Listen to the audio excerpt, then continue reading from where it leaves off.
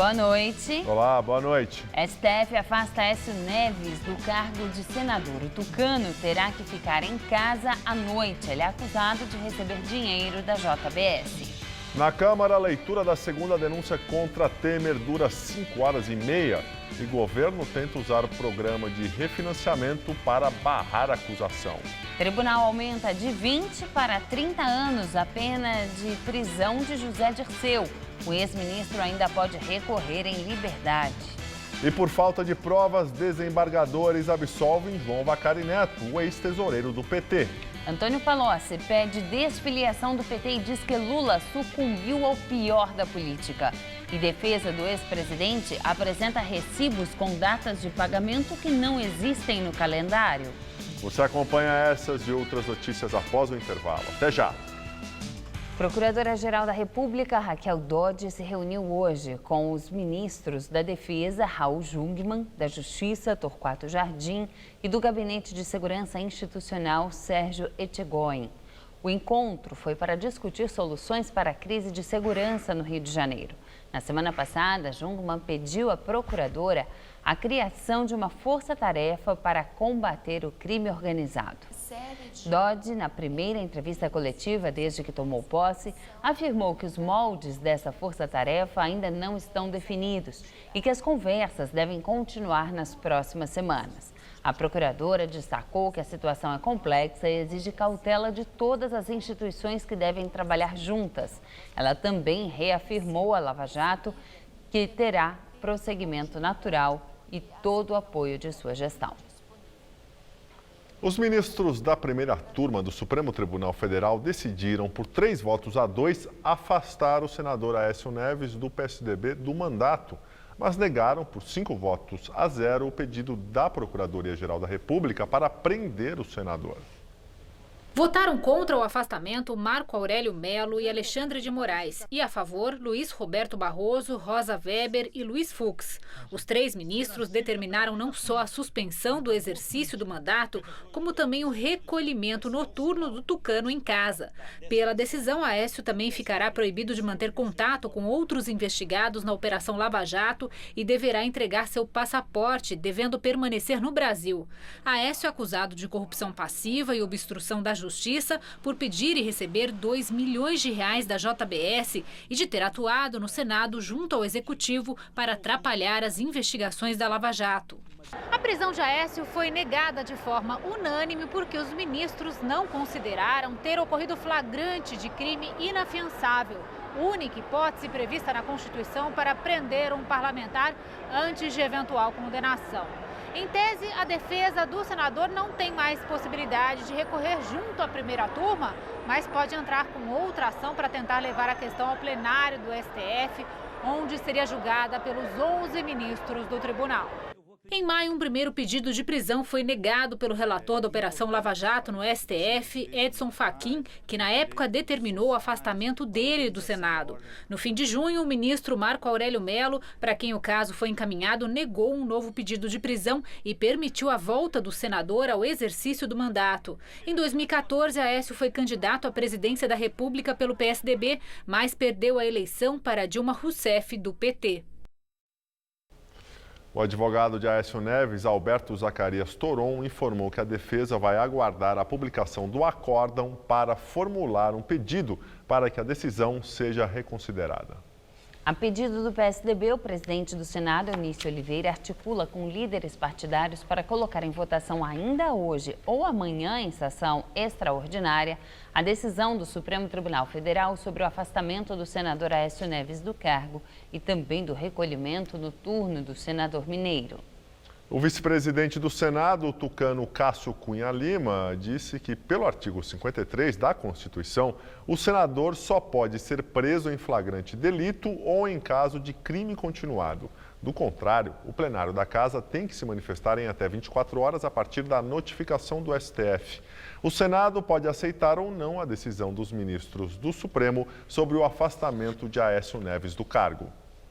Tribunal Regional Federal da 4ª Região em Porto Alegre aumentou a pena imposta ao ex-ministro petista José Dirceu. A corte também decidiu absolver João Vacari Neto, ex-tesoureiro do Partido dos Trabalhadores. A pena de José Dirceu, ex-ministro da Casa Civil do governo Lula, foi aumentada para 30 anos, 9 meses e 10 dias, em um processo da Operação Lava Jato por corrupção passiva, lavagem de dinheiro e organização criminosa. No ano passado, o juiz Sérgio Moro tinha condenado o petista a 20 anos e 10 meses de prisão. No processo, o Ministério Público acusa José Dirceu de ter recebido 10 milhões de reais em propinas da empreiteira Engevix, por meio de contratos superfaturados com a diretoria de serviços da Petrobras, e afirma que essas propinas seriam transferidas para o PT, cujo tesoureiro era João Vacari Neto. Relator dos processos da Lava Jato na segunda instância, o desembargador João Paulo Gebran Neto pediu para que a pena de Dirceu fosse aumentada para 41 anos de prisão. No entanto, outros 2 desembargadores, membros da 8ª turma do TRF4, Leandro Paulsen, que é revisor, e Vitor Luiz dos Santos Laus, reduziram a pena. Gebran afirmou que as penas severas são resultado da grande quantidade de delitos cometidos pelos réus. Dirceu ficou preso de agosto de 2015 a maio deste ano e conseguiu o direito de aguardar o recurso em liberdade, mas precisa usar a tornozeleira eletrônica e não pode deixar o país. Mesmo tendo a pena aumentada agora, Dirceu não vai começar a cumpri-la imediatamente. É que o ex-ministro ainda pode recorrer no próprio TRF e a execução só se dará após o julgamento desses recursos pelo tribunal, o que ainda não tem data para acontecer.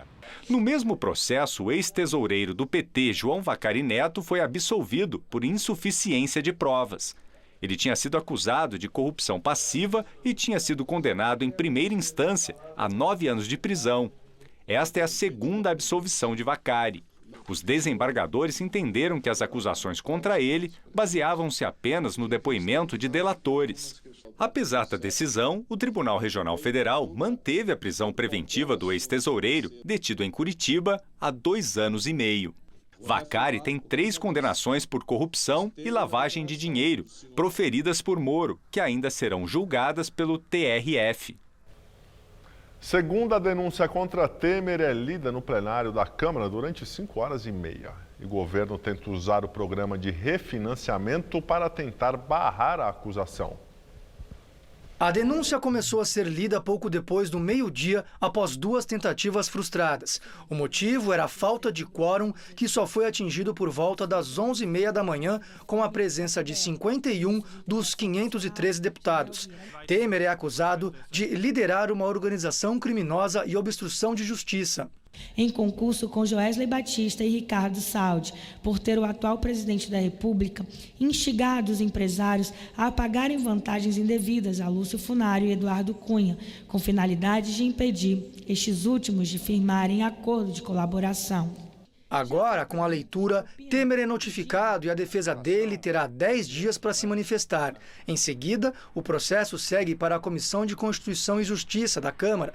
A CCJ vai elaborar um parecer que pode ser a favor ou contra o prosseguimento da investigação.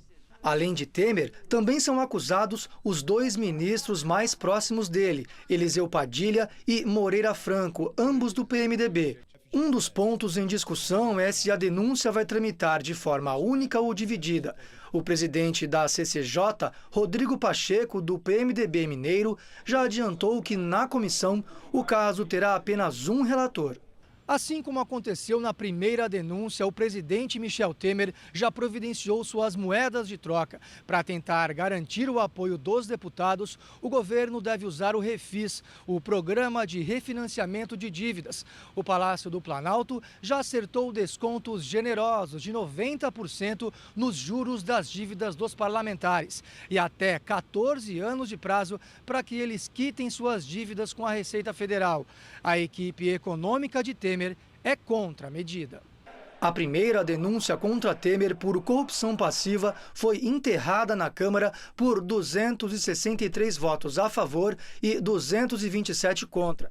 A rejeição aconteceu em agosto, após a liberação de nada menos que 2 bilhões de reais de emendas parlamentares. Segundo Temer, o dinheiro teria sido pago igualmente para políticos de sua base e também os da oposição. A segunda denúncia, depois da análise na CCJ, precisa da aprovação do plenário, para só então ir para o Supremo. Na Câmara, serão necessários 2/3 das cadeiras, ou seja, 342 dos 513 deputados. E enquanto a segunda denúncia contra Temer era lida no plenário da Câmara, o presidente lançou o programa Progredir, com liberação de 3 bilhões de reais em microcréditos para beneficiários do Bolsa Família. Segundo o governo, o programa vai oferecer também 1 milhão de vagas em cursos de capacitação, assistência técnica e ações de inclusão digital e educação financeira. Temer falou da retomada da economia e afirmou que o país saiu da recessão e começou a criar vagas de emprego nos últimos 5 meses. O PMDBista afirmou que o Progredir é porta de saída para beneficiários do Bolsa Família, que atende mais de 13 milhões de famílias. Qual é o meu sonho? O sonho, naturalmente, dos que estão aqui à frente e de todos que estão aqui no auditório. É que daqui a, 10, 15 anos, que seja, não vou fixar prazo, mas que num dado momento nós venhamos aqui para comemorar a desnecessidade de qualquer benefício de natureza individual, porque todos estarão empregados no nosso país. Foi a primeira cerimônia no Palácio do Planalto depois que a Procuradoria-Geral da República acusou Temer e os ministros Eliseu Padilha, da Casa Civil, e Moreira Franco, da Secretaria-Geral, de obstrução de justiça e organização criminosa. O presidente e os aliados negaram que a ação social seja uma tentativa de manter uma agenda positiva frente ao noticiário negativo gerado pela acusação da Procuradoria. Os executivos Joesley Batista e Ricardo Saldi, do grupo JIF, recorreram ao Supremo Tribunal Federal contra a prisão deles, determinada pelo ministro Luiz Edson Fachin.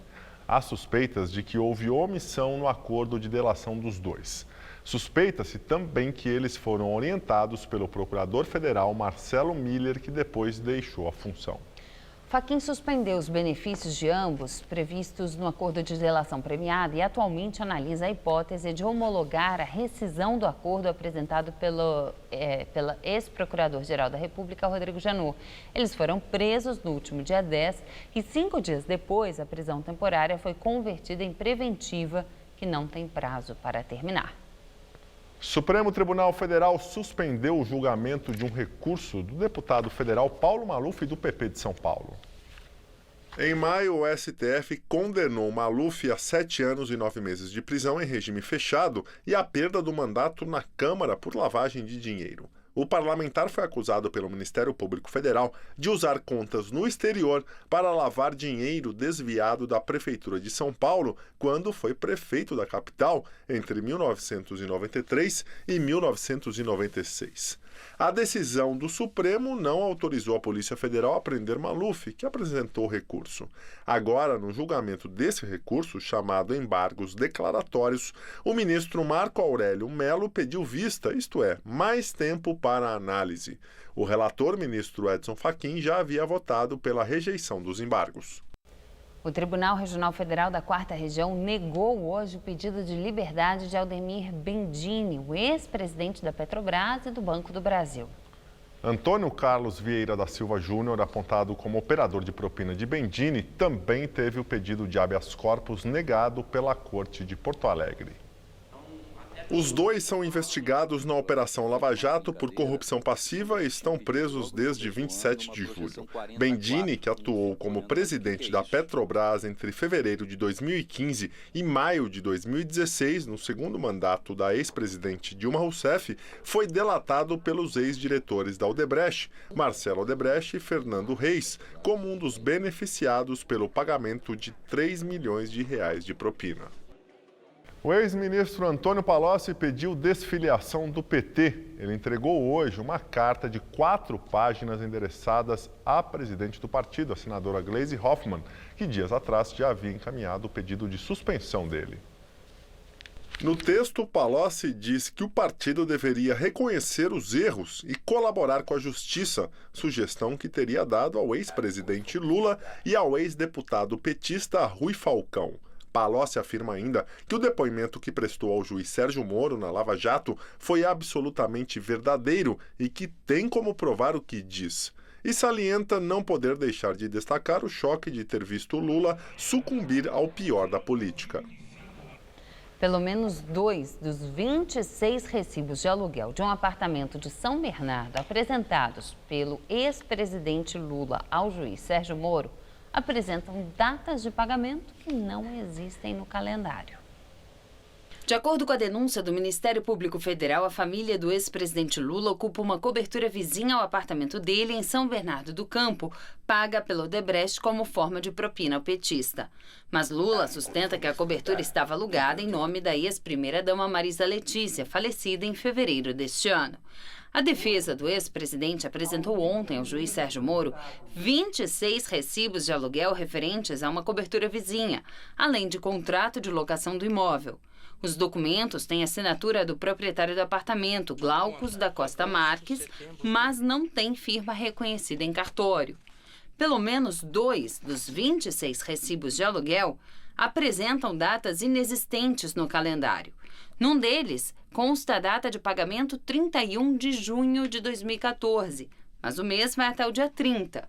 Mesmo caso do aluguel de R$ 4.300 pago no dia 31 de novembro de 2015, que também não existe no calendário, já que o mês vai apenas até o dia 30.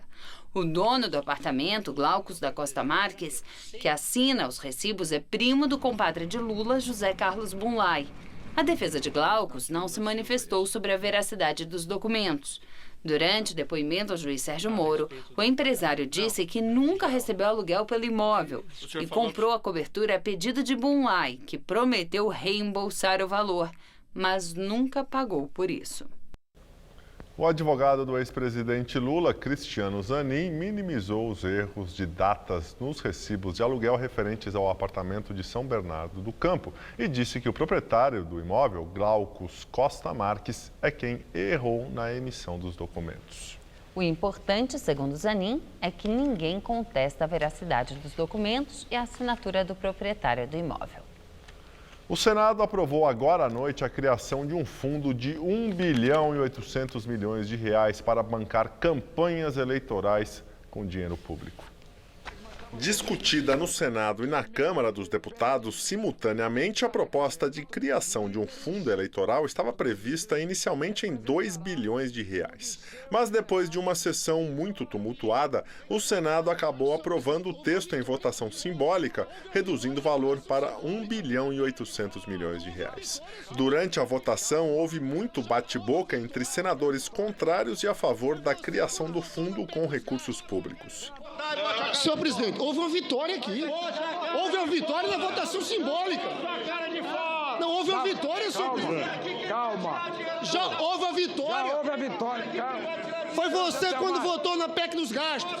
Senador Foi vocês Telmar, quando votaram na PEC dos gastos. Senador Telmar, eu não vou... A proposta do fundo agora segue para a Câmara dos Deputados, que já tinha iniciado as discussões da proposta hoje. Mas, sem consenso, os senadores deram a largada ao projeto, que tira dinheiro de parte das emendas parlamentares para o fundo. E agora vamos ao comentário de política com José Neumann e Pinto. Fala-se muito em golpe. Isso é golpismo, isso não é golpismo. Acaba de acontecer um golpe. Os senhores deputados aprovaram a existência de um fundo público para financiar a campanha eleitoral. A solução para financiamento de campanha eleitoral não é dinheiro público, não é pegar dinheiro do cidadão para financiar partidos e candidatos. Eles que arrumem jeitos de financiar, eles que arrumem jeito de fazer uma campanha sem ter que gastar bilhões. Eu, como cidadão, não posso estar financiando, inclusive, a campanha de alguém que eu não quero ver lá, mesmo a campanha de quem eu votar. Essa aprovação é um chute na cara do povo que se manifestou de forma precisa, de forma exata, esse tempo inteiro, levando a Câmara a não aprovar a tal da reforma política para tentar salvar a pele dos parlamentares que estão comprometidos não apenas na Lava Jato, mas também em vários escândalos de corrupção. Não adianta baixar de 3 para 2 bilhões, a questão não é essa. Um deputado lá, o relator, falou que não, que considerava que esse valor é razoável. Razoável é zero, não tem sentido. você tem que combater, você tem que tentar evitar a consecução desse absurdo contra a cidadania. Bom, eu volto quinta-feira direto ao assunto. Até! O Tribunal Superior Eleitoral revogou agora há pouco a prisão domiciliar do ex-governador do Rio de Janeiro, Antony Garotinho. A decisão do TSE também revogou o monitoramento dele por tornozeleira eletrônica. Garotinho foi condenado por comandar um esquema de fraude eleitoral quando era secretário de governo de Campos, no Rio de Janeiro. Em troca de votos em candidatos a prefeito e vereadores em 2016, a Prefeitura oferecia inscrições no programa Cheque Cidadão, que dá R$ 200 por mês a cada beneficiário, de acordo com o Ministério Público. Apesar de já estar condenado, Garotinho só deverá cumprir a pena se tiver a sentença confirmada em segunda instância, o que não tem prazo para ocorrer. Até lá, fica livre de todas as restrições impostas após sua condenação. A temperatura caiu agora à noite aqui em São Paulo. Neste momento faz 17 graus em Parelheiros, na Zona Sul. Vamos à previsão para amanhã com Mariana Armentano.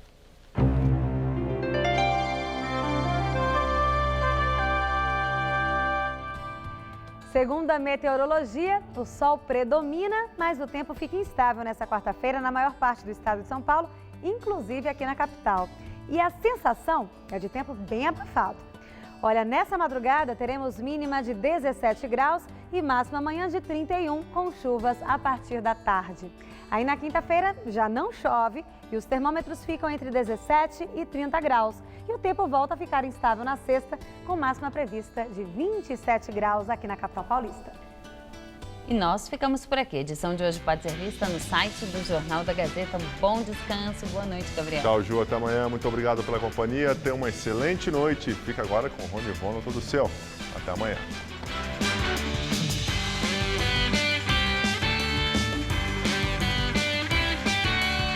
O que tem de novo no mundo das celebridades? Confira no Revista da Cidade desta quarta, 9h30 da manhã. Assista agora, Todo Seu.